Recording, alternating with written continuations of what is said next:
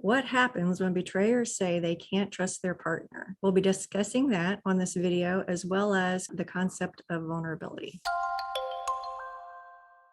Because a lot of the guys that come to us is like, I can't even trust her. And she's like, time out. You've, betrayed me so many times and you can't trust me? Mm-hmm. What? Yeah. But that is a case because he can't really trust anybody. And that's like one of the things I try to get the guys to do, the addicts to do, is to realize, the thing you're striving for, the pleasure, the joy, the peace, the contentment you're striving for in your addiction, you can have here. You can have in the woods, looking at a sunset. You can have that. You can create that joy within yourself with your higher power. I mean, there are practical steps to do that. If you take the risk and show your underbelly and admit to some hard things, you're going to heal the betrayal a heck of a lot faster too. And then you'll be able to get to the joy. You'll be able to create, those good chemicals, those good feeling chemicals within your relationship out in the woods, watching a sunset with your higher power. I mean, a whole lot more quickly.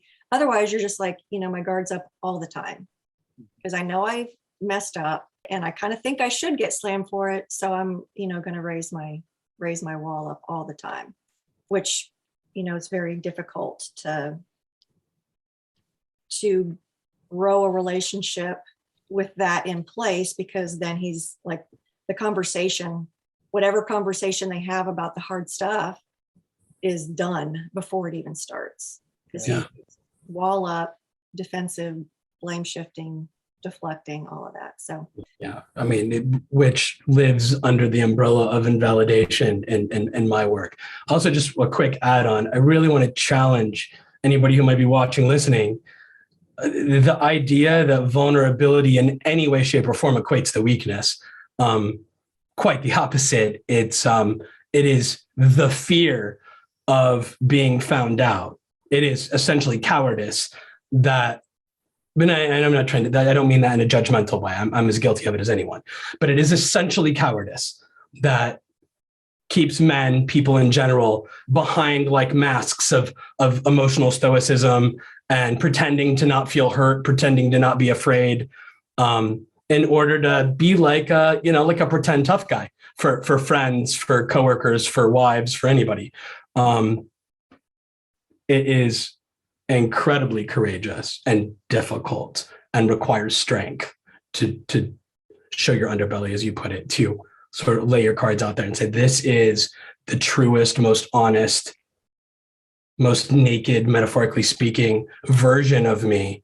I'm afraid for you to see all of it because I'm afraid you'll leave me if you do. Mm-hmm. And so the act of courage that takes, and then the amount of like intimacy and trust that can be built afterwards, is something so many people never even give their romantic partners the opportunity. It was something I denied my wife, the opportunity to know the whole me. I was just, afraid of judgment, afraid of rejection. And that's, I think, most people, about most things. But if you do the work of thinking through this idea of what it truly means to hide aspects of yourself to your partner, and that in and of itself is a bit of an act of cowardice. And if you truly want to be brave, strong, if you truly want to have healthy relationships, then as scary as it is, taking that leap is essential to having, I think, high quality, lasting, loving relationships. And I want to say, with anybody who just, is really taking what Matt said to heart, understand, there's a section of society that would bash you and that would take advantage of you. Don't hang out with them. There's a whole section of society that's like, oh my gosh, I'm so glad you showed up as real. Now, now I can be real. Think about it. When you see somebody mess up, you're more like, oh, good, they're human. I can trust them.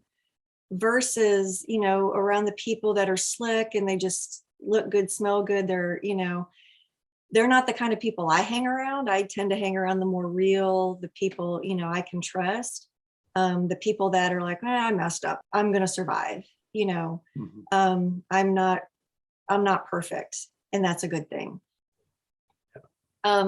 but understand there is a whole people group out there that would welcome you with open arms. We call them skunks. You know, we're always looking for our skunks because we're skunks too.